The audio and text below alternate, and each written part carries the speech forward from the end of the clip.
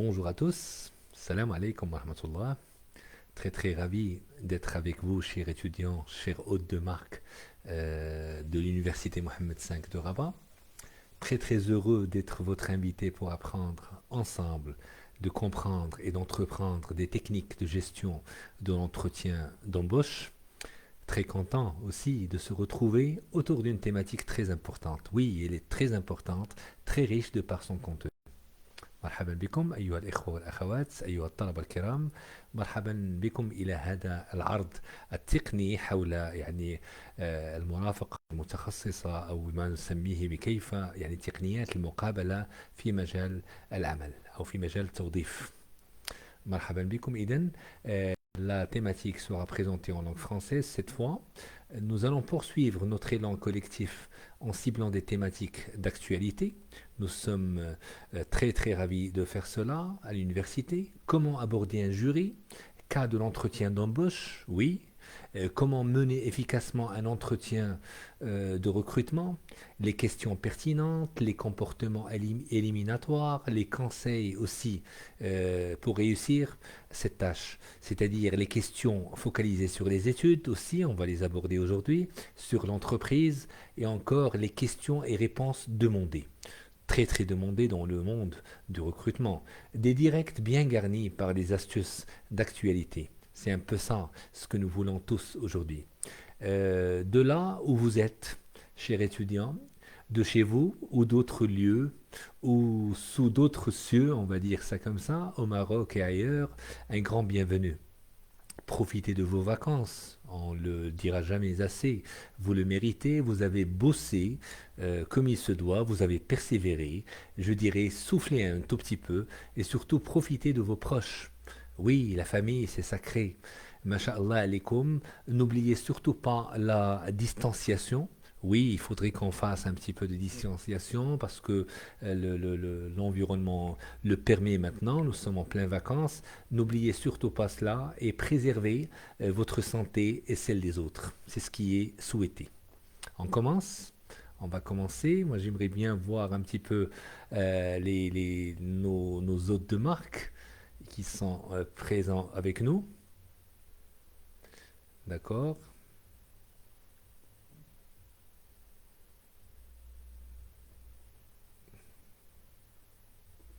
D'accord, on commence.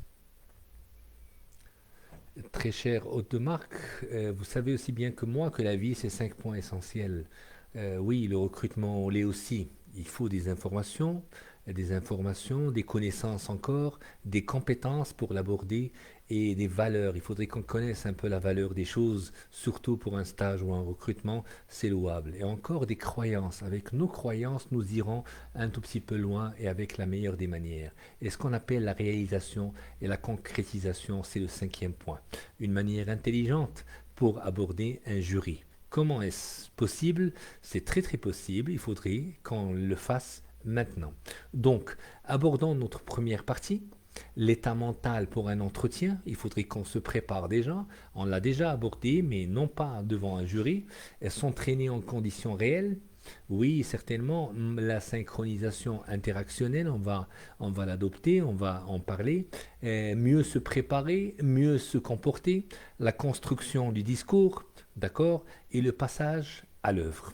Mesdames et messieurs, chères demoiselles, chers étudiants, l'entretien d'embauche, c'est un moment où le candidat et le futur employeur, moi je dirais, se rencontrent.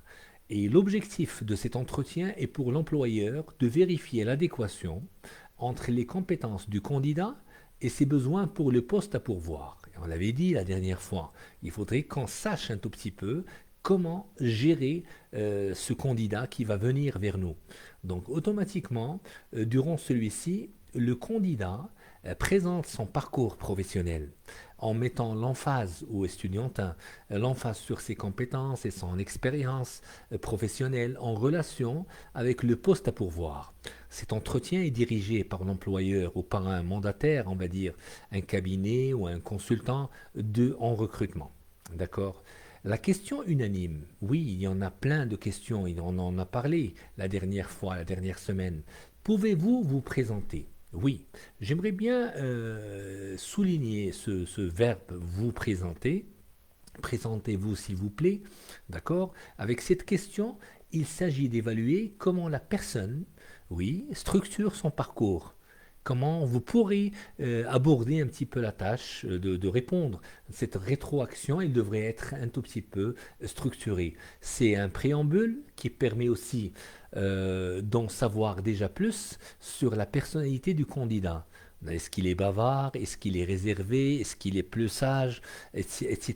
Donc on scanne un petit peu l'apparence et son état du moment. Il faudrait qu'on voit un petit peu comment il est au moment, c'est-à-dire dans le moment, in time, ok?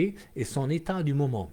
Et encore une entame brouillonne peut signifier un fort état de stress. Des fois, les étudiants ou les lauréats viennent avec un état de stress. Les recruteurs ou les consultants connaissent ceci, mais ils donnent des questions pour apaiser un petit peu l'atmosphère et comme ça, ils vont aborder des questions qui sont prometteuses. L'état mental, voyez-vous, adéquat pour un entretien. Comment on le gère et c'est quoi un état mental déjà? Donc, nous voulons un état désiré et nous avons un état mental. L'état mental, c'est trois composantes déjà. C'est la pensée, c'est le comportement et c'est l'émotion. Donc, tout ça, c'est-à-dire le comportement, ce qui se voit, ce qui se ressent et ce qui s'entend aussi, ce qui s'écoute, et la pensée, elle est interne et l'émotion, elle est interne. Donc, l'état mental, c'est trois composantes essentielles. Et donc, le changement de l'état ressources, il faudrait des ressources pour qu'on change un tout petit peu notre manière d'être devant ces gens-là, devant ces experts.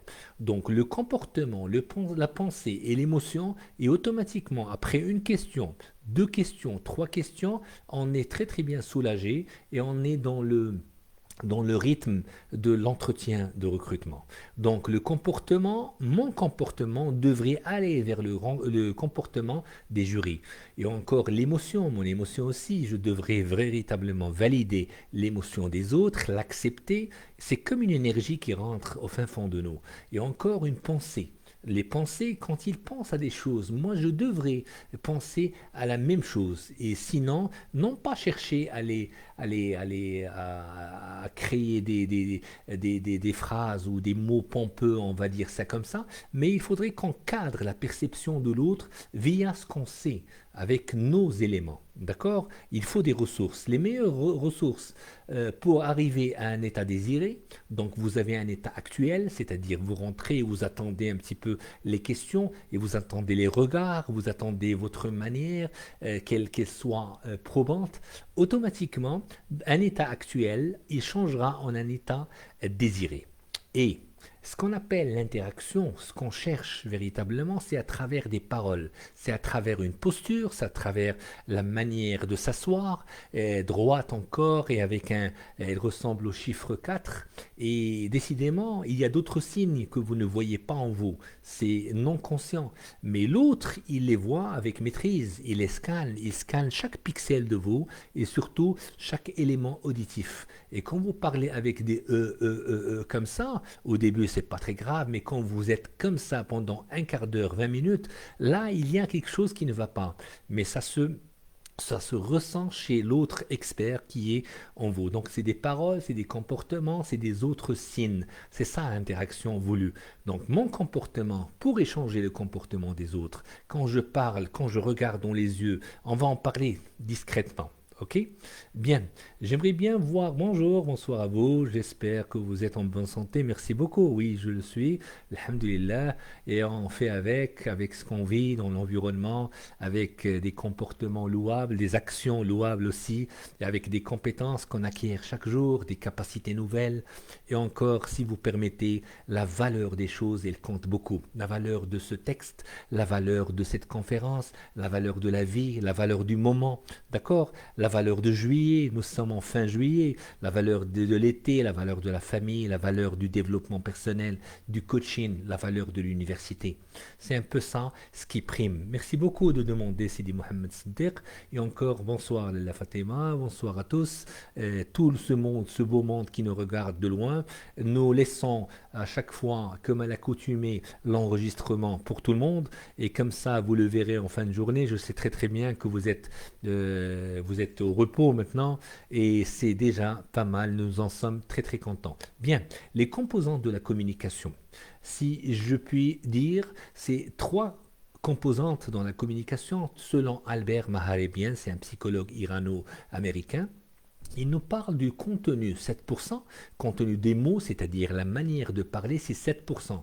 Donc automatiquement, on ne devrait pas parler trop longtemps. C'est-à-dire on parle, on répond à la question en y rajoutant 2, 5, 10 mots, etc. Mais avec la meilleure des manières, avec encore de la voix, avec de l'intonation, avec un timbre de voix qui est parfait. C'est quoi parfait selon le référentiel international? Il ne faudrait pas qu'il s'élève en deçà, sinon au-dessus de ce qu'on appelle la voix de l'autre, c'est-à-dire de l'interlocuteur. Donc 7% pour les mots, 38% pour la voix, le timbre de la voix, et encore 55% pour le corps, c'est-à-dire la gestuelle. Quand vous parlez avec quelqu'un, quand vous dites oui, on a été parfait comme équipe, on était 5, imaginez le 5, on ne le met pas ici, on le met ici, donc 5 éléments, et notre équipe a été prometteuse. Nous avons gagné un prix et ça a été efficacement un résultat excellent, d'accord? Donc vous parlez dans l'avenir, dans le passé, on en a fait au début de l'année, surtout pour la prise de parole en public. Sachez qu'un tout petit sourire, un tout petit quand même, de 20-30% pourrait alléger la discussion avec l'autre et l'autre vous accepterez quand vous lui faites comme ça. Oui, exactement monsieur, j'adhère madame, etc. Ça passe très très bien. Donc 55%. Pourquoi? Pour le corps, c'est-à-dire la gestuelle. Donc, je pourrais dire ici, ce qu'a dit Albert Maharebian dans son ouvrage, que j'ai adoré, l'observation dynamique des comportements est la clé indispensable d'une synthèse intelligente, oui, intelligente des informations perçues. D'accord? L'impact et l'importance du langage non verbal dans la communication, il est colossal, il est grand, il est grandiose, oui, parce que les 55% réajustent le tir de la communication. Le langage non verbal désigne, si je puis dire, toute forme de communication utilisant quelque peu un autre véhicule que la voix et la parole. D'accord? Il résulte du comportement physiologique, ce qui apparaît déjà, la posture, le geste, d'accord? L'attitude, la respiration. Quand je respire, quand je fais non, mais ça passe comme un message de stress. Donc automatiquement, il faudrait savoir respirer entre deux phrases et faire comme ça.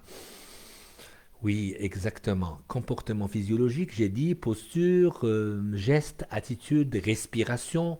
Ça pourrait aider l'exercice du 4-2-4. 4 secondes, 2 secondes en arrêt et 4 secondes pour s'essouffler, pour expirer. Donc inspirer 4 secondes, arrêter 2 secondes et expirer pour 4 secondes seulement. Et ça donne beaucoup d'allure et beaucoup d'aisance, surtout en matière de ce qu'on appelle taqa, d'accord? C'est l'énergie. Et la coloration de la peau, imaginez que vous êtes un tout petit peu rouge, vous êtes pâle, vous avez mal dormi, mais ça s'aperçoit. Un expert ne peut pas rater ça. Ça s'aperçoit que vous avez dormi à 3 heures du matin, cher jeune. Oui, vous adorez ça, mais on ne peut pas le faire la veille ou le week-end d'avant le lundi dont je vais être recruté dans la meilleure des succursales ou la meilleure des multinationales ou encore des administrations. Si vous comprenez un petit peu ma méthode, c'est 7% de mots, la méthode d'Albert Maharebian, c'est un peu ça, donc 38% de son de la voix, il faudrait que c'est la moyenne, et la plus faible, il ne faut pas la rater, attention, 55% du non-verbal. La gestuelle importe beaucoup. 2 points essentiels, la force est en nous. Excellemment, oui, je pourrais cadrer le sujet, je pourrais parler de choses qui arriveront dans le futur, dans le passé, et automatiquement avec un tout petit sourire, et des fois, il faudrait qu'on soit dans le sérieux de ce qu'on dit. Ça, c'est ce qu'on appelle la maîtrise. Bien. Je devrais vous parler surtout, moi, parce que je vous adore déjà, la synchronisation interactionnelle. Vous savez ce que c'est? الألفة. كيف أصنع ألفة يعني مع الشخص المقابل هو لا يعرفني وأنا لا أعرفه وأوتوماتيكيا ضروري أن يكون هناك تطابق في ماذا؟ تطابق فيما نسميه بالسلوك، سلوكي مع سلوك الآخر، سلوكي يغذي سلوك الآخرين، وكذلك لا بونسي التفكير، تفكيري يغذي تفكير الآخر، وتفكيري يغذي سلوكي، وسلوكي يغذي ماذا؟ يغذي les émotions أو ما نسميه بالعاطفة. C'est quoi la synchronisation interactionnelle au juste? C'est la capacité de s'introduire, d'accord, dans le monde de l'autre. تتغلغل في عالم الآخر et de pouvoir sentir, c'est-à-dire de pouvoir pousser à sentir que le partage avec lui, c'est-à-dire je partage avec lui les mêmes orientations, les mêmes pensées. Donc oui, exactement monsieur, tout comme vous avez cité tout à l'heure, moi je pourrais vous dire un tout petit peu plus sur mon stage qui a été dans la multinationale d'Azen, etc. Bof, avec des noms que vous connaissez déjà. Donc c'est des grandes multinationales, des grandes sociétés ou entreprises. Donc là, c'est la synchronisation de quoi? De comportement déjà, mon comportement avec l'autre, ma voix avec la voix de l'autre, les émotions encore, s'il est content, moi je suis content, s'il est trop sérieux concernant une question ou des propos, moi je le serai aussi. Donc oui, exactement monsieur, j'aime beaucoup. Il faudrait qu'on fasse passer une émotion particulière et exceptionnelle. C'est ça l'astuce intelligente pour aborder un jury. Et encore la pensée, elle est sentie. Si vous pensez à des choses négatives, moi je le sentirai. Et un expert pourrait le sentir aussi. Et votre professeur, il a des notions pour ça, certainement. Et tout le monde pourrait sentir un tout petit peu les autres. Mais il faudrait qu'on dise vrai sur ce qu'on voit, sur ce qu'on écoute, sur ce qu'on ressent. D'accord? C'est un petit peu pratique. La synchronisation est une nécessité pour réussir quelque chose d'important. Oui, d'important, c'est réussir une communication positive avec l'interlocuteur. Bien. Le niveau de synchronisation, rapidement, il faudrait avoir des niveaux. Moi, concernant la PNL générative, la programmation neurolinguistique générative, ou le barmaj al-lughawi al-asabiyya, ça nous a appris il y a quelques années. C'est-à-dire le timbre de la voix, il devrait corroborer, il devrait être un tout petit peu parfait par rapport à ce que je dis. C'est-à-dire moi, si je parle, lui, il m'écoutera et automatiquement le timbre de la voix. S'il crie, moi, je ne pourrai pas crier. Mais s'il parle sérieusement avec une voix sérieuse, moi, je devrais suivre. Oui, exactement, monsieur, vous avez dit, mais avec un oui avec la tête. Et la physionomie, elle gère un tout petit peu la communication qu'on vit. Parce que nous la créons, moi et lui, moi et eux, et cette communication, elle suit ce qu'on appelle la physionomie, la règle de la physionomie, la physiologie, ok? Automatiquement, le jalsa, le waqfa, je ne pourrais pas être comme ça, je ne pourrais pas faire comme ça, je vais arrêter un peu la communication avec l'autre, je ne pourrais pas montrer ma réflexion alors que je suis devant un jury, d'accord? Et automatiquement, il y a ce qu'on appelle le troisième niveau, c'est les propos langagiers. Si eux, ils composent leurs phrases avec des mots spécifiques, moi je devrais dire un peu les mêmes mots spécifiques. C'est-à-dire, c'est comme quelqu'un qui dit à chaque fois c'est très important, c'est très important. Ma réponse à moi devrait être composée par un mot sur l'importance, sur important, sur influent, d'accord, avec un geste encore. Et ça va donner beaucoup d'envergure. Et il y a le niveau des croyances, mes croyances et ses croyances. Si moi, je ne crois pas en l'entreprise dont je viens postuler, donc ça va se sentir. Donc automatiquement, je devrais faire valoir ma croyance devant eux, comme ça ils croiront que je crois très très bien, ou finement, ou bonnement, etc. Il y a encore le niveau des métaprogrammes. On l'a fait au début de l'année 2021. Si vous permettez, je vous rappelle ceci rapidement. Un métaprogramme en PNL, c'est un petit peu la préférence. C'est la préférence, c'est qu'est-ce qui motive l'autre à être dans cette préférence-là.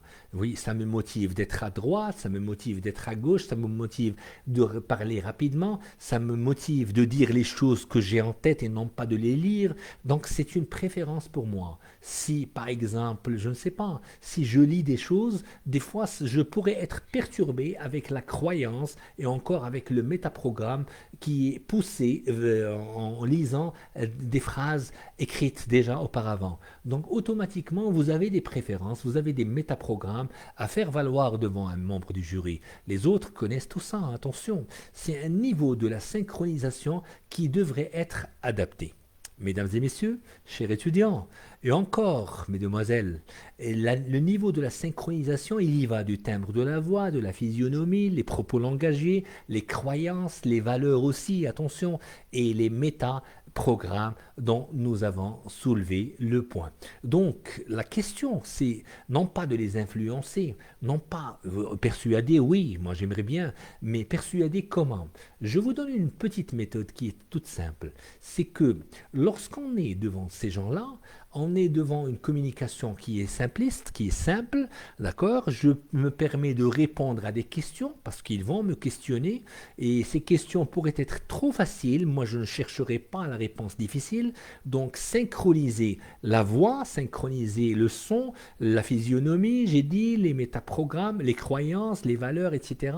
et les métaprogrammes. Quand je synchronise, quand je suis dans ce qu'on appelle en langue arabe التطابق يعني سلوكي مع سلوك الآخر صوتي من صوته يعني المستوى على الصوت يعني سامحوني اليوم فرنسي ولكن مع بعض الكلمات بالعربية ثم suivre il faudrait qu'on suive qu'il faudrait qu'on persévère dans la même communication qui prime surtout si les autres adhèrent si un membre de jury parle avec l'autre il lui dit oui c'est bénéfique hein, je noterai ça et si vous voyez ça c'est que vous obtenez des oui. Et vous savez, en PNL, la programmation neurolinguistique générative, ça n'a pas été véritablement préparé pour ce cours, mais il faudrait qu'on soutire, qu'on gagne avec l'interlocuteur, on gagne un petit peu ce qu'on appelle les oui. Donc il faut qu'on nous dise comme ça, oui, exactement, c'est parfait. Quand vous parlez d'informatique, quand vous parlez de biologie, quand vous parlez, je ne sais pas, d'électricité, quand vous parlez de management stratégique, là où vous êtes, c'est-à-dire vous avez un diplôme, vous êtes lauréat d'une grande université, et automatiquement, quand vous parlez de votre spécialité, vous avez déjà 3 ans, 5 ans, 2 ans, on va dire, mais vous allez être recruté, Inch'Allah. Il faudrait montrer un peu ce que vous êtes dans le métier. C'est un peu ça. Donc, quand le comportement, quand vous suivez avec ce comportement, avec modération, et vous allez guider par la suite. Oui, vous n'êtes pas ici dans un recrutement pour guider la discussion, mais c'est possible de gérer les questions des autres. C'est-à-dire, je vous donne un exemple que j'avais cité déjà auparavant, que j'aime beaucoup, surtout dans une spécialité comme l'informatique que vous connaissez déjà. Quand on vous pose une question, est-ce que vous connaissez ce que c'est qu'un réseau informatique? Oui, un réseau informatique, et tatata, et tatati, etc., avec le WAN et le LAN, etc., vous donnez des acronymes comme ça, et ils vous disent automatiquement, c'est vous qui avez suscité l'autre à vous questionner. Qu'est-ce que ça veut dire le WAN, monsieur? Ou qu'est-ce que ça veut dire le LAN, mademoiselle? Là, vous avez la réponse parce que vous en avez parlé. C'est comme s'il vous motive à parler justement de ce WAN ou de ce LAN. Vous avez compris un petit peu le sens et vous le faites apparaître d'après votre métier, d'après vos études supérieures que vous avez menées jusqu'à maintenant. Alhamdulillah. Et après la guidance, il y a ce qu'on appelle le changement. Quand ça change contre l'autre, c'est-à-dire qu'il change les propos et il adhère à ce que je dis, là c'est ce qu'on appelle un grand changement, un oui parfait, et on passera automatiquement à ce qui est appelé dans le jargon de la communication influencer ou encore persuader. Sinon, il faudrait retourner vers la phase de synchronisation. Synchronisation des gestes, synchronisation du sang, synchronisation des croyances. Adhérer, on est là pour apprendre, on est là pour être recruté. Il ne faut pas l'oublier. Ok?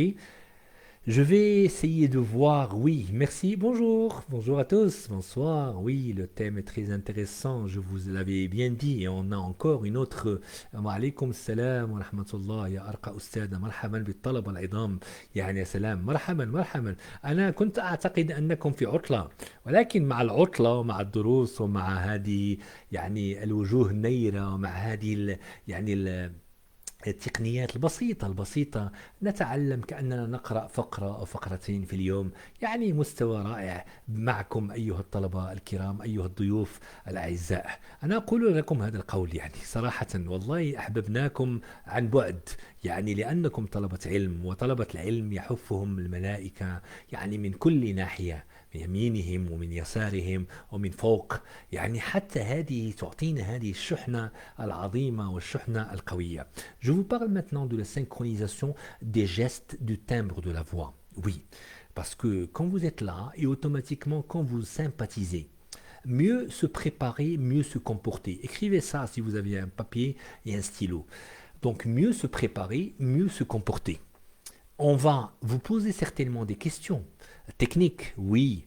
Plus c'est technique, plus il pourrait y avoir plusieurs questions.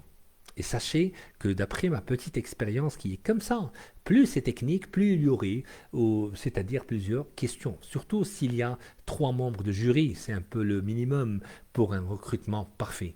Donc les questions, les questionnements, il y a des questionnements ciblés et non ciblés. Donc je vais vous parler de ça rapidement. Les questions d'approfondissement, vous les connaissez certainement. La question miroir, la question relais, la question de contrôle. C'est quoi exactement? La question miroir, c'est un petit peu les mêmes propos que dit l'autre. Et moi, je répondrai, oui, vous voulez dire, monsieur, que ta et ta et ta et ça et ça et ça. C'est un peu ça. La question relais, c'est d'après sa question, moi, je pourrais me permettre de répondre avec les mots de la question qui a été posée. Et encore la question de contrôle. La question de contrôle, je pourrais, si les 3 jurys qui sont devant moi commencent à discuter d'un sujet, et avec moi, surtout en énonçant un mot technique, et automatiquement, je pourrais me permettre de prendre un tout petit peu le contrôle. C'est un peu comme ça qu'on l'appelle. Et quand on prend le contrôle, c'est un peu le contrôle de la communication et non pas de l'entretien, non du tout. On est là pour apprendre, on est là pour adhérer. Donc la question encore d'information, c'est, et ils nous disent par exemple une question ouverte, une question fermée et une question alternative. C'est-à-dire la question ouverte, quand on pose une question qui est ouverte, est-ce que vous vous plaisiez dans votre premier job, par exemple? Oui, certainement, c'est un job qui m'a permis de réajuster le tir avec mes connaissances. Du coup, un stage ou un job permet un apprentissage excellent, surtout dans une dynamique, surtout, etc. Et toi, tu parles d'une manière évidente et extraordinaire. La question fermée, c'est de répondre par oui ou par non. C'est là, on te bloque avec un tout petit plus dessus, c'est-à-dire on te cadre la perception avec une toute petite question qu'on appelle la question fermée. Et toi, tu devrais répondre oui, non. Est-ce que vous faisiez ceci ou cela? Oui, certainement, nous en avons fait pendant des mois, etc. Donc, il y a la question alternative qui est extraordinaire encore. C'est comme si, est-ce que vous voulez qu'on fasse ceci ou cela? C'est ça l'alternative, on vous donne un choix. Et vous devriez obtempérer, d'accord, pour ce choix. C'est-à-dire, vous choisissez parmi leurs choix. Et c'est un peu ça l'alternative. C'est ça ce qu'on appelle le fin fond de la communication. C'est un peu, ça anime une communication qui est parfaite. Il y a les questions d'orientation. Oui, c'est permis parce que eux, ils ont de l'expérience. Toi, tu es lauréat ou tu es lauréate. Les questions suggestives, c'est une question qui suscite une suggestion. Vous avez compris certainement. Les questions contre questions. Quand il pose une question, moi je poserai la question. Si je ne comprends pas, moi je pourrais me permettre de re-questionner avec différentes manières. C'est-à-dire, j'aimerais bien, si vous permettez, de m'expliquer. Pourrez-vous m'expliquer davantage le fondement ou le fond de votre question? Avec un tout petit sourire et avec un oui avec la tête. C'est permis. Il y a encore ce qu'on appelle les questions contradictoires. Oui, c'est un peu ce que disent les autres, c'est-à-dire ils vous posent la question et vous répondez avec une réponse non pas contradictoire, mais avec une question contradictoire. Question alternative, on en a parlé, mais c'est le fond de l'ouverture, c'est le fond de la question d'information, et encore la question d'orientation, on trouve encore l'alternative. Vous voulez faire ceci, vous avez fait cela ou cela, etc. Il y a la question de recentrage. Si jamais vous avez, par exemple, je ne sais pas, vous avez trop parlé, il y a quelqu'un des membres du jury qui pourrait vous poser une question de recentrage. C'est-à-dire, il va vous dire, par exemple, oui, si j'ai bien compris, monsieur, c'est vous voulez ceci ou cela. Si j'ai bien compris, mademoiselle, vous avez fait ceci et cela, et après vous avez opté pour un troisième planning ou un troisième programme, etc. D'accord? Il y a ce qu'on appelle encore la question ricochet. La question ricochet, R-I-C-O-C-H-E-T, c'est un peu comme le rebond que nous faisons avec un caillou quand on lance le caillou sur l'eau. D'accord? On le fait quand on était enfant, surtout jeune ou moins jeune, mais on se plaît à faire ça. C'est des rebonds qui font comme ça. C'est quoi ricocher dans la communication avec autrui, surtout avec les membres du jury? C'est exactement ce qu'on appelle oui, d'accord, non, etc. C'est un petit peu des petits mots qu'on utilise pour que l'autre puisse être dans l'orientation ou encore dans l'approfondissement. Si quelqu'un ne parle pas beaucoup, moi je me permettrai de faire avec lui ou de le questionner une question ricochée. Bien. Il y a encore, j'aimerais bien aborder avec vous ce qu'on appelle la question TDS. Vous savez ce que c'est que TDS en langue anglaise? C'est le Transderivational, c'est ça, Search. Transderivational Search. C'est quoi? C'est des questions qui animent l'interlocuteur. C'est des questions qui pourraient être ouvertes ou fermées, ou d'orientation, ou encore de ricochet, ou de recentrage. C'est une forme de question. D'accord? C'est des questions qui peuvent animer l'interlocuteur.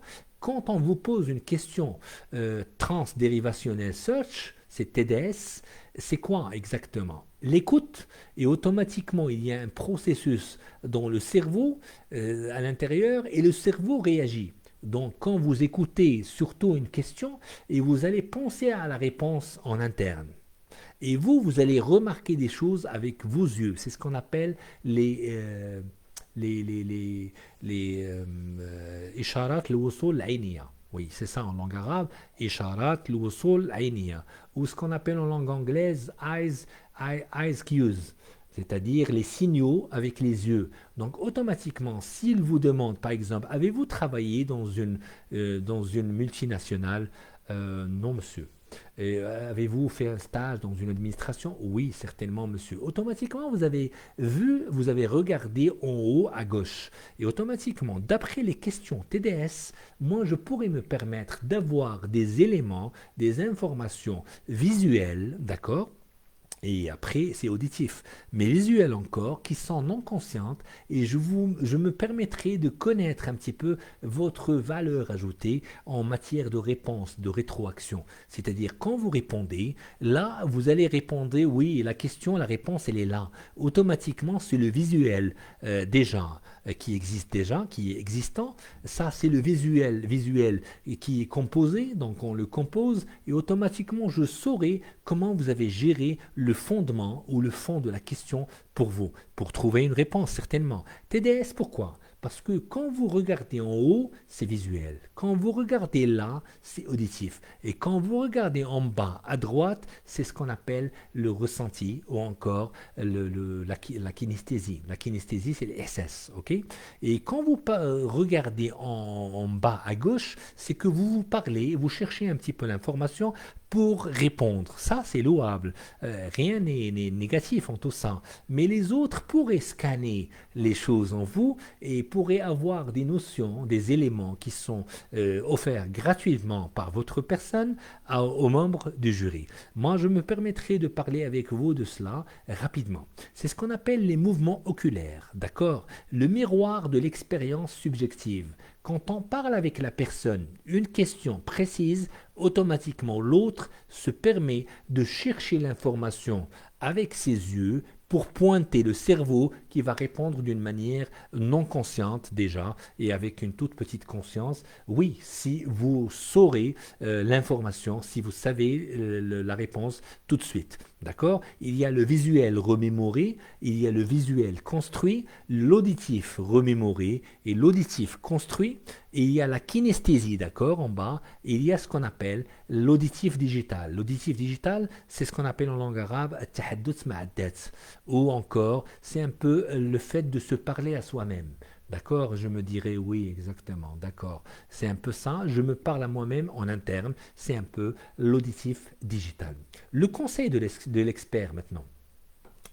Avant tout, préparez-vous, non pas doublement, mais triplement. Il faudrait qu'on se prépare devant un miroir pour savoir comment on sourit, comment on répond avec un oui comme ça de la tête, un hochement de la tête. Il faudrait qu'on se prépare avec nos gestes. Des fois, vous allez remarquer que vous faites trop comme ça et que vous fermez la communication. Et la communication devrait être ouverte, si vous permettez, mesdames et messieurs, mesdemoiselles.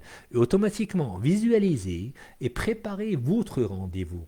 Une loi certaine, la préparation initie le bon travail. Oui, la préparation, elle nourrit beaucoup la personne qui est devant un membre du jury.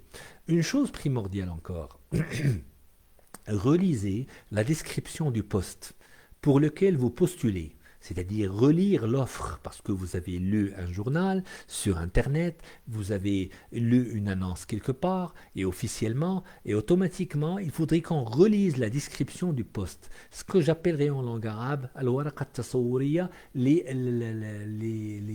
للعمل. OK? يعني شنو فيه؟ يعني بين قوسين. Cela peut nous guider dans l'entretien. Pourquoi?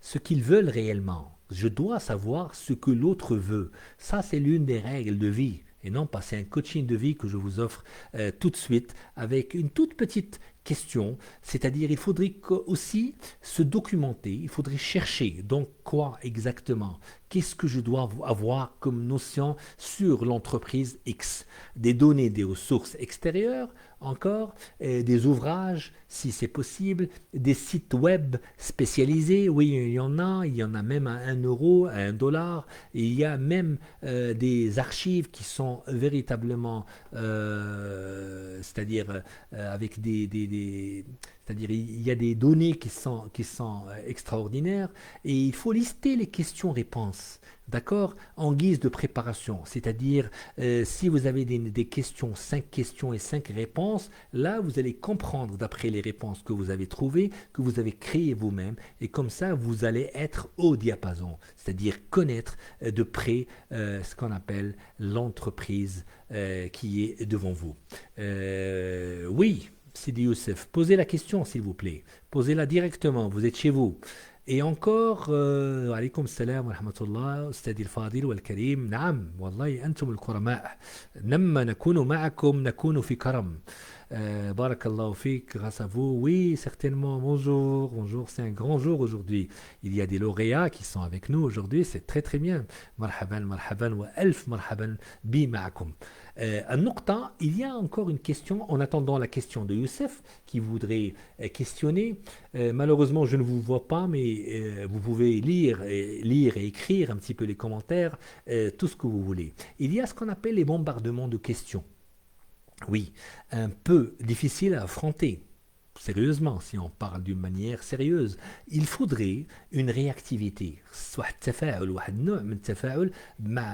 C'est une capacité à rester calme, d'accord, automatiquement, mais il faut qu'on soit réactif et rester calme. Mais c'est un peu l'antonyme, non du tout. Réactif, c'est je suis là et j'attends votre question.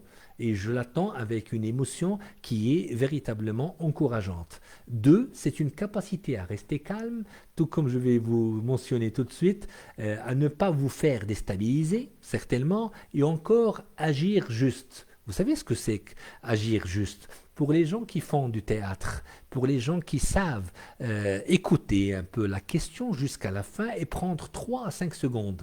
Oui, je suis là, je vous écoute. C'est comme si quelqu'un préparait une traduction. Vous connaissez l'interprétariat et automatiquement, quand ils me disent un message, là, sur l'oreillette, et automatiquement, d'accord, je prends 3 à 5 secondes. Pourquoi? Pour que je puisse respirer. c'est bien, et pour que je puisse trouver au moins 10% à 20% de la réponse.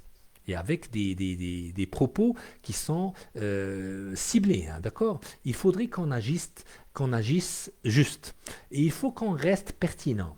La pertinence est très très demandée. C'est une soft skill reconnue internationalement. Quand tu es pertinent, tu ne peux même pas communiquer pendant 1 heure. Tu communiques seulement 1 à 2 minutes et où l'autre a compris le tout. C'est un peu ça, la communication prime, mais non pas avec la langue française seulement, en anglais, surtout en arabe, en darija, oui, en dialecte, en tamazight encore, en hassani, mais la communication n'a pas de... la communication, surtout la langue, elle a une adresse, mais la communication, elle est internationale. Il faudrait se produire comme ça, en communiquant avec l'autre, en réagissant et en créant cette réactivité chez l'autre. D'accord? Il faudrait qu'on reste pertinent. Il faudrait qu'on adopte une chose que j'ai adorée il y a quelques années. C'est ce qu'on appelle le canard attitude ou la canard attitude. En surface, ayez l'air calme et posé. Le canard, vous le voyez, c'est un animal qui est posé sur l'eau, etc. Et il est posé, certainement il est posé, mais sous la surface, il pédale comme un fou. Et vous ne voyez rien. Essayez d'être comme ça. À l'intérieur, vous êtes comme ça. Et à l'extérieur, vous paraissez comme quelqu'un qui est zen, qui est calme et qui agit juste et qui reste pertinent quant à la réponse aux questions qui sont posées pour lui. D'accord? Oui. Je suis là à l'écoute si vous avez une question. Au-delà de votre capacité à répondre aux questions, si vous ne savez répondre, c'est une toute petite astuce que je vous livre maintenant. N'inventez pas. Si vous ne savez répondre, n'inventez pas. إلا ما عرفتيش تجاوب ما تصنعش يعني جواب يعني يمكن لك تصنعه يعني يجوز بين قوسين ولكن il ne faut pas qu'on invente des choses qui n'existent pas. Donc et encore ne dites pas directement je ne sais pas. Je vous pose un petit lapin maintenant. Hein. Donc si vous ne savez pas répondre, si vous ne savez répondre, n'inventez pas. Et encore ne dites pas directement je ne sais pas. Je ne sais pas, monsieur. Oui, c'est permis quand vous êtes au travail. C'est permis quand vous êtes déjà recruté. C'est permis quand vous êtes déjà en train de connaître le métier. D'accord? Dire plutôt, moi je vous indique un tout petit peu quelques étincelles positives de communication. Pour être honnête avec vous, vous leur dites ceci, pour être honnête avec vous, messieurs, dames, etc. Là, quand vous dites pour être honnête avec vous, c'est que vous montrez votre intégrité. L'intégrité, ça prime aussi. Hein. On cherche les gens qui sont intègres, qui font leur travail seuls et qui font leur devoir. En revanche, vous leur dites, pour être honnête avec vous, en revanche, ce que je puis dire, tout à l'heure j'ai dit ça 2 à 3 fois, je ne sais pas pourquoi, surtout dans ce cours, ce que je puis dire, je suis tout à fait prêt à me mettre au point, ou encore au diapason, d'accord, et à bien travailler le sujet, et à exceller même dans le sujet. Et d'ici le jour de ma potentielle intégration dans votre équipe, je serai parfaitement formé sur le point que vous avez abordé. Vous avez compris le sens, c'est de dire d'une manière indirecte que vous ne savez pas, mais ne le dites pas avec ce blocage-là du ne pas, ne plus, ne guère. Vous avez compris le sens. Donc ne pas, ne plus, ne guère, c'est ce qu'on appelle en langue anglaise shotom, S-H-O-T-O-M, si vous voulez faire des recherches. Ou encore en langue française, un ordre mental. Ou encore en langue arabe الأوامر الذهنية يعني أمر ذهني أنت تعطيه للآخر automatiquement ne pas ne plus ne guère c'est qu'il y a un blocage dans votre manière de parler de dire aux gens c'est que vous les bloquez encore vous les touchez dans la croyance et il y a Anthony Robbins, l'un des meilleurs coachs au monde, qui a fait un travail extraordinaire aux États-Unis et ailleurs, il a toujours travaillé sur les croyances, tout comme nous, déjà au Maroc, on travaille beaucoup sur ça, parce que les croyances, c'est le fondement, c'est un peu le résultat d'une pensée. Et automatiquement, quand vous êtes dans le stade de la croyance, vous êtes dans un stade de valeur. Et quand vous êtes dans un stade de valeur, vous touchez à l'émotionnel. Et c'est ça ce que nous voulons tous. Et si vous permettez, moi je vais vous expliquer encore la chose, entre parenthèses, valeurs, croyances, convictions et émotions sont dans le même niveau logique. Et c'est un peu ça. Donc je redis rapidement, dire plutôt, pour être honnête avec vous, mesdames et messieurs, en revanche, ce que je puis dire, je suis tout à fait prêt à mettre au point, c'est-à-dire à me mettre au point, à bien préparer, à bien me former, à bien être documenté, etc., sur cette partie-là, sur cet axe, pour être à jour, c'est-à-dire dans ma potentielle intégration dans votre équipe, Inch'Allah. C'est un peu ça, d'accord? Et l'intervieweur tiendra à être, c'est-à-dire il va tendre à être indulgent avec vous, avec votre ignorance quelque peu, parce qu'il sait que vous n'avez pas beaucoup d'expérience, mais il vous pose quelques questions encore pour savoir un tout petit peu comment vous réagissez. Mais il notera votre motivation. Quand vous lui dites un petit peu des phrases, tout comme j'ai dit tout à l'heure, il notera votre motivation au job, quant au job, et aussi une certaine capacité, au sein de sa grande équipe. Il pourra dire, s'il a un choix entre 4 personnes, 5 personnes, 10 personnes, il vous choisira parce qu'il va noter un tout petit peu que vous êtes un, c'est-à-dire, même si vous ne savez pas, même si vous ne connaissez pas beaucoup de choses sur cet axe-là, sur cette discipline, mais vous avez montré ce qu'on appelle la motivation quant au job. S'il a à choisir entre 2 ou 3 ou même 4 ou 10, et ce sera vous. C'est un peu ça. C'est l'impact des réponses, c'est l'impact de la rétroaction qui est extraordinaire. Donc, notre volet construisant, c'est-à-dire la construction du discours. On va en parler soit pour un stage, soit pour un recrutement. Hein. Déjà, c'est ça. Donc, on va aller directement pour vous en parler. 1 et 2 et 3, c'est parti. Pour un entretien de recrutement, les questions que posent généralement les recruteurs. Présentez-vous et parlez-nous de votre parcours. قدم لي راسك وهضر لي مثلا تكلم لي على لو باركور ديالك يعني شنو درتي من بعد الدراسة أو يعني من البكالوريا إلى الآن مثلا. C'est des questions ouvertes pour commencer. On ne peut pas commencer par une question fermée. Donc on a commencé بسؤال مفتوح. Vous allez devoir présenter qui vous êtes et construire votre discours. Donc présenter qui vous êtes et construire votre discours. Ces deux verbes qui sont forts. Donc construction du discours. Moi je me permets, parce que je sais qu'il y a des niveaux ici, il y a des premières années, deuxième, troisième, master, doctorat, mais c'est permis de dire ces choses-là ou ces phrases-là. Donc je suis Zouher Jellouch Sati, je suis X, etc., Y, ou encore je m'appelle directement X, Y, etc. J'ai 23 ans, j'ai 25 ans, j'ai 26 ans, tout comme, oui, je suis âgé de 23 ans, ça va, et mon parcours se résume comme tel ou comme suit, et vous allez parler. Donc c'est des phrases qui sont complètes, c'est des sujets, verbes et compléments, tout comme on avait vu dans le langage, partout dans les langues que nous avons eues, c'est-à-dire arabe, français et anglais. Il n'est pas nécessaire de parler de votre situation familiale. Oui, célibataire, marié et votre adresse, c'est écrit, si vous permettez, sur le CV. Et des fois, même si ce n'est pas écrit, ils ne vous demanderont pas des notions sur ça, très rarement. Hein. Pour votre aide, pour aller mieux dans cette partie de la semaine, cette première partie, nous aurons la deuxième demain, je pense, pour finir ce beau mois avec une autre partie sur comment se présenter devant les jurys. Donc, les marqueurs chronologiques, vous les connaissez certainement, c'est ce qu'on appelle pour le début, pour la continuation, pour la fin, etc. Donc, ces marqueurs chronologiques, moi je pourrais citer pour le début de la phrase, pour votre réponse, pour la préparer bonnement. Pour commencer, mesdames, messieurs les jurés, etc., mesdames et messieurs les jurés, pour commencer, tout d'abord,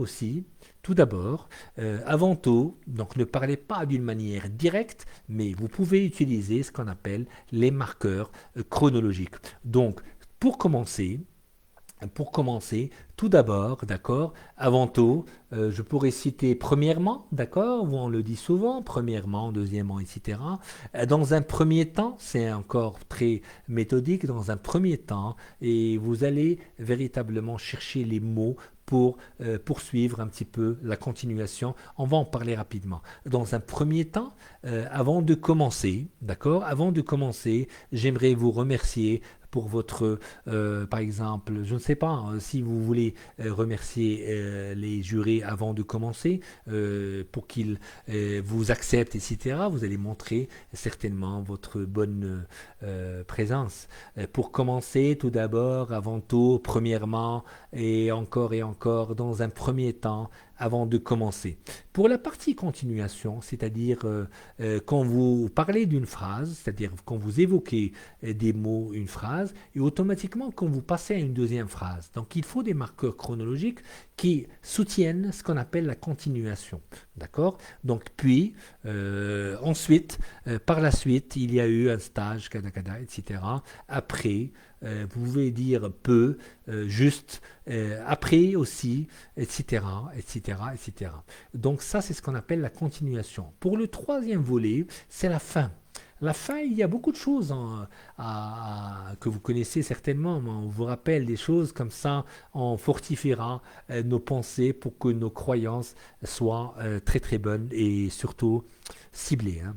Donc la fin, c'est par exemple enfin, finalement, on l'utilise beaucoup, surtout dans les textes. En définitive, ça voudrait dire aussi finalement, en quelque sorte, pour finir mon élocution, pour finir ma phrase, pour terminer surtout, au final, oui, je l'utilise beaucoup aussi, finalement, au final, et encore et encore et encore des mots qui nous donnent un petit peu ce qu'on appelle la fin.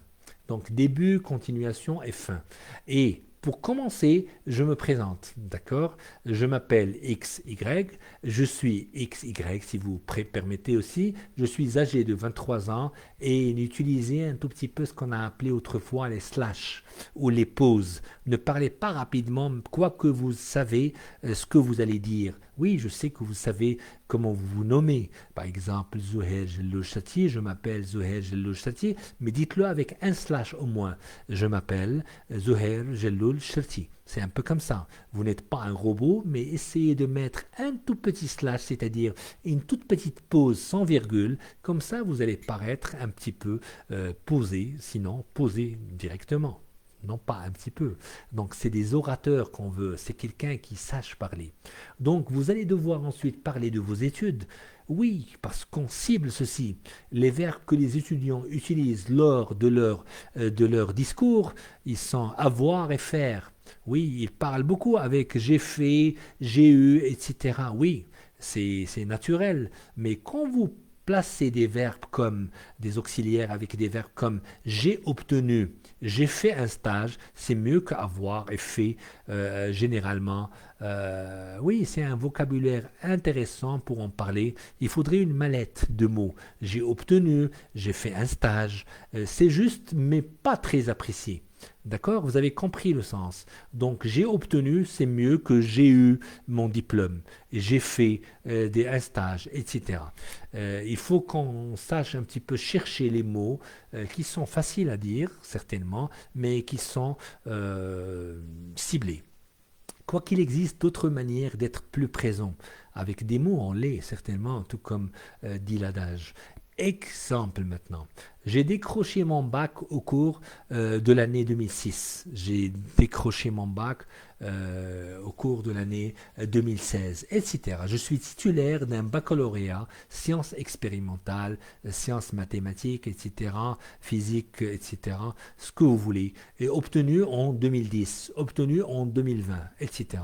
J'ai obtenu un bac lettres moderne en 2017. J'ai obtenu ma licence, etc., etc., etc. Donc j'ai obtenu, j'ai décroché mon bac, je suis titulaire, essayez de faire avec. Obtenir, obtention, c'est le nom et vous le savez aussi bien que moi. Donc utilisation du nom. Après l'obtention de mon bac, lettres modernes, j'ai, etc., etc., etc. Donc, après obtention de mon bac, bac lettres modernes, j'ai Donc, suite à l'obtention de mon bac, et donc après l'obtention, suite à l'obtention de mon bac, après avoir obtenu aussi, c'est louable comme expression, après avoir obtenu ou décroché mon bac, j'ai, etc., etc., etc. Bien, alhamdoulilah. Dans le cas de non-obtention du bac, chose euh, qui n'est pas existante, surtout pour les lauréats de l'université Mohammed V. Oui, mais on pourrait se permettre de le dire, comme ça on comprendra le fondement des choses. Abstenez-vous de dire je n'ai pas mon bac ou je n'ai pas eu mon bac, ou je n'ai pas eu quelque chose. On ne le dit même pas, c'est une phrase négative. Dire plutôt une forme affirmative. J'ai atteint le niveau bac en 2006, j'ai atteint le niveau DUT, etc. en 2016. Après avoir atteint le niveau X en 2017, j'ai postulé pour X, Y, Z, etc. Donc, et l'analyse permet une chose qui est colossale. Laquelle? C'est le rapprochement et la proactivité. On devrait montrer ces choses-là, tout comme on les a expliquées il y a quelques semaines. Les métaprogrammes pourraient être dans le discours, c'est-à-dire les préférences en langage, les ordres mentaux, on en a parlé il y a quelques instants, c'est ce qu'on appelle l'awamir dihniya. Je n'ai pas mon bac, je n'ai pas mon DUT, je n'ai pas reçu ma licence, pas encore. Je suis en S5, S6, mais j'ai des matières qui n'ont pas été validées, etc. À chaque fois, tu leur dis ne pas, ne plus, mais ils n'ont pas posé de questions, ils ont le CV devant eux. Donc, n'essaie pas de répondre à des choses qui n'ont pas eu lieu, d'accord? Donc, pour les études supérieures, il est préférable d'utiliser le verbe poursuivre. Oui. Exemple. Poursuivre. J'ai poursuivi des études en informatique à l'école X, par exemple, à l'EMI, à l'INSEAS, à l'ENSAM, etc. Ou encore maths informatique, je ne sais pas, à la FSR, la faculté des sciences de Rabat. Si j'oublie une institution, ce n'est pas grave. Sachez que je pourrais oublier tout comme tout le monde. Ou encore, montrer que c'est un choix personnel. D'accord? Il est préférable d'utiliser le verbe poursuivre. J'ai poursuivi des études en informatique, des études en biologie, des études en médecine, etc. Donc j'ai poursuivi, c'est un petit peu ce qu'il faut écrire ou dire, pardon. Donc dire, j'ai choisi, j'ai décidé, j'ai opté. Ça va montrer votre choix personnel. Donc j'ai choisi, j'ai décidé, j'ai opté. C'est une option, d'accord? Vous avez compris. Donc j'ai opté, c'est une option déjà. Et encore, un esprit endogène très très demandé. Vous savez ce que c'est qu'un esprit endogène? C'est ce qu'on appelle en langage de programmation neurolinguistique générative, un esprit endogène, c'est sahib al-marji'iyya dakhiliya. Il faut montrer que vous pouvez être un leader, que vous êtes un leader. Déjà, un leader, c'est quoi? Al-qa'id al-fa'al, c'est quelqu'un qui sache répondre, qui sache sortir gagnant d'une question piège, etc. Donc, un tempérament de leader, mesdames et messieurs, mesdemoiselles, un cadre flexible qui s'insère facilement dans l'équipe. Un exemple, tout de même, bien. Un exemple, j'ai opté pour des études de management. Ça montre que vous êtes véritablement dans le leadership probant. J'ai choisi, c'est moi qui ai choisi, c'est encore un esprit endogène. Ne dites pas mes parents, etc., mes professeurs m'avaient orienté. Mais c'est toi qui as étudié, c'est toi qui as réussi en quelque sorte. J'ai choisi de poursuivre des études en informatique, de gestion. J'ai choisi de poursuivre des études en maths informatique. J'ai choisi de poursuivre des études en chimie, en physique, etc., etc., etc. J'ai opté, j'ai choisi. Moi, j'aime beaucoup ces deux verbes, surtout au passé composé encore. Mettre en avant le lieu de vos études. Oui, c'est comment? J'ai intégré la faculté de droit de Rabat. Bien. Donc, mettre en avant le lieu de vos études. Et c'est très, très louable. Pourquoi? Parce qu'il faudrait, moi j'avais déjà conseillé pendant des années ceci à des étudiants novateurs et de valeur, tout comme vous, c'est-à-dire, moi je me permets de mettre en avant, de mettre en valeur mon établissement, et encore mieux, mettre en valeur l'université Mohammed V. Pourquoi?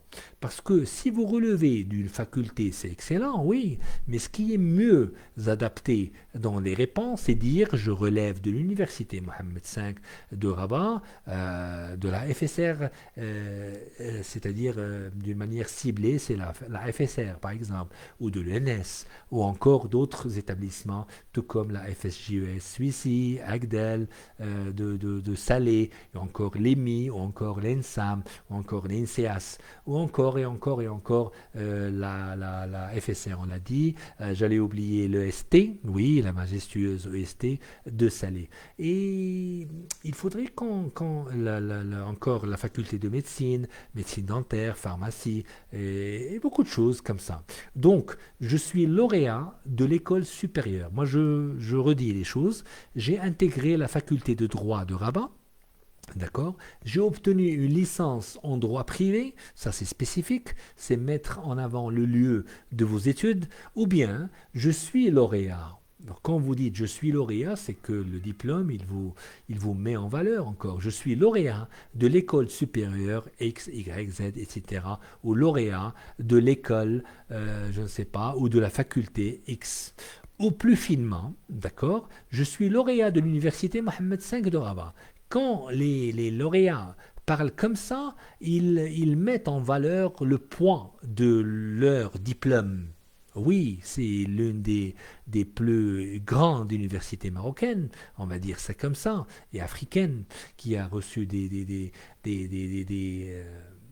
qui a gagné plusieurs médailles internationalement, d'après ses recherches, d'après sa gestion, d'après beaucoup de choses, hein. Si vous êtes toujours étudiant, d'accord, la formule, c'est que dire actuellement, on parle maintenant actuellement, je suis en cours de préparation d'un diplôme de gestion X, Y et Z.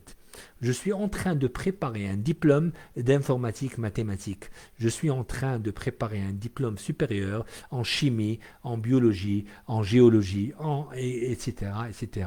Et encore, encore et encore. Si vous souhaitez parler de formation, bien, n'utilisez pas le verbe poursuivre, parce que c'est une toute petite erreur, mais plutôt suivre. D'accord? Ne dites pas poursuivre, on va dire suivre. Je vous donne un exemple quand même. J'ai suivi une formation de 3 mois en PNL générative. J'ai suivi une formation de soft skills en ligne avec l'université Mohammed V de Rabat.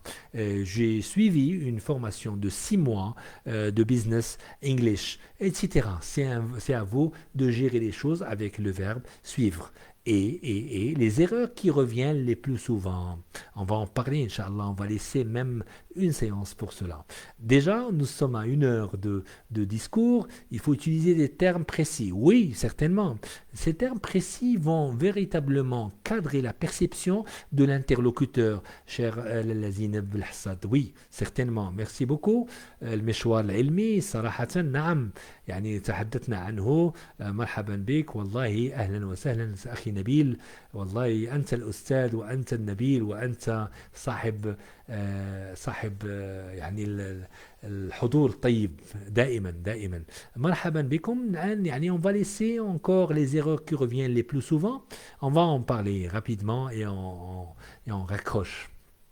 Les erreurs qui reviennent le plus souvent, c'est j'ai accroché ma licence.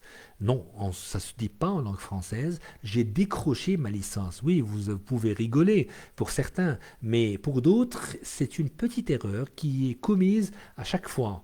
Et la plupart des fois, quand on écoute, il faudrait qu'on sache dire les termes tels quels. Donc, j'ai décroché ma licence, j'ai intégré dans la faculté. Non, on ne parle pas comme ça. On ne dit pas j'ai intégré dans la faculté. Donc, j'ai intégré la faculté. Donc, ce qui est en vert, c'est-à-dire intégrer la faculté, c'est ciblé et c'est correct encore d'une manière linguistique. Après avoir mon bac, non, c'est pas correct de le dire après avoir mon bac, après avoir eu mon bac.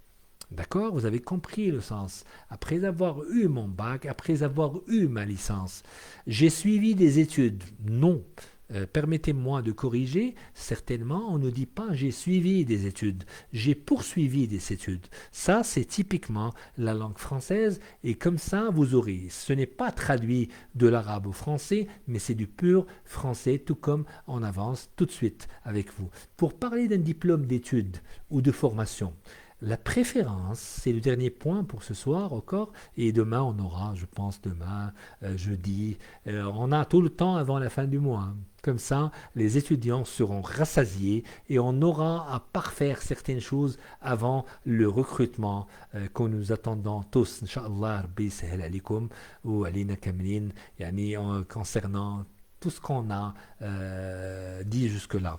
Donc, pour parler d'un diplôme d'études ou de formation, la préférence est d'utiliser en, EN, d'accord, pour exprimer la spécialité.